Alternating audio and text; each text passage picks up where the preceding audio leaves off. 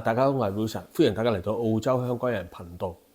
咁今日我要做嘅咧就係幫呢一部 MacBook Air 2017版本啦，就係 upgrade 佢裏邊嗰個 hard disk 由250G 咧就到1T 啊，咁已經賣咗噶啦。咁之前咧就係需要兩支特別嘅螺絲批啊，一支咧就係5角嘅螺絲批，就係我嚟開佢呢個 MacBook Air 底部嗰啲5角螺絲啊。咁佢個名咧就係 P5 Penup Screwdriver。咁打開咗裏邊之後咧，咁裏邊嗰個 hard disk 咧就要另外咧用一支6角嘅螺絲批嚟開啊。咁呢一支螺絲批咧就係叫做 T5 Taurus。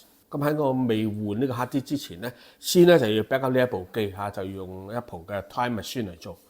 咁點解一定要 back up 咧？原因咧就係話，當你一 upgrade 完咧，會有個新嘅 OS install 咗落去啊。咁呢個新嘅 OS 咧可能會 run 唔到以往嗰啲舊嘅 software 嘅。舉一個例啦，通常我哋用 Mac 可能要做啲 video editing 啦，你要用 Final Cut Pro。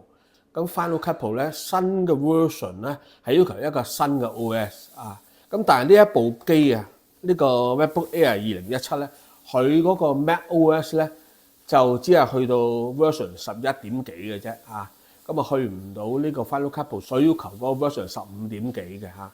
所以如果你唔事先 back up 咧，你一做完晒所有嘢咧，嗰個新嘅 OS 咧就會 run 唔到舊嘅 software 嚇。咁所以我係先 back up 好晒裏邊全部嘅嘢。咁咧就依家開始做咯喎。我用啲 P5 嘅螺絲批啦。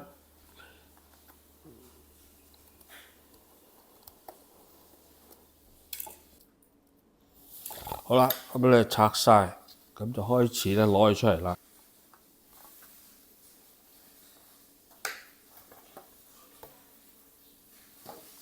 嗱，嗰個 hard disk 喺邊度咧？就係呢一塊嘢啊，呢一個 slot 呢一張卡咧，就係嗰個 hard disk。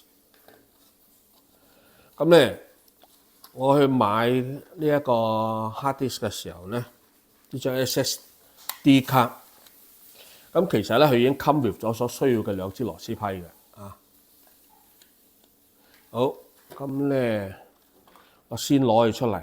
咁咧今次就用呢個 T5 Taurus 個螺絲批，個螺絲喺呢一度嘅。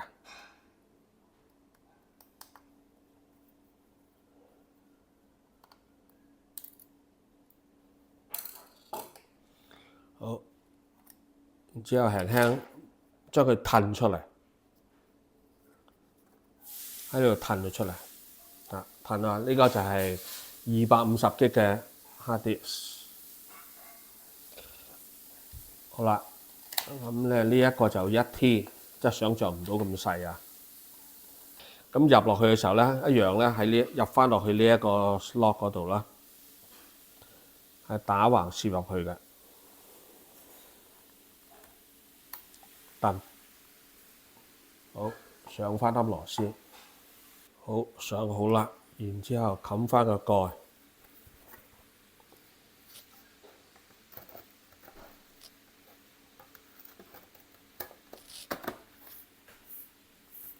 得，好啦，咁換完嗰個 hard disk 之後咧，依家就開始 restore from 嗰個 time machine to 呢個 notebook。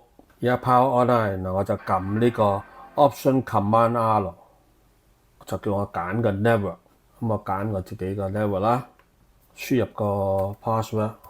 咁你咧就開始咧就裝個 OS。要 restore 咧，先要裝咗個 OS 先嘅。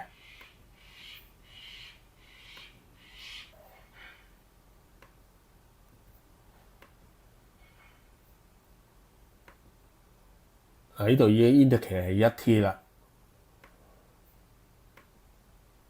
好啦，安裝完啦。咁跟住咧就 restore 個 backup from 呢個 time machine 啦。嗰個做法咧就係咧開呢個 Finder， 咁然之後喺 application 嗰度咧就揀呢個 migration assistant， 見到 migration assistant。咁佢自動咧就揾到我呢個 USB， 由呢個 Migration Assistant 引導之下咧，就從呢個 Time Machine 咧倒翻嗰個 backup 落去。咁成個 installation 咧就大功告成。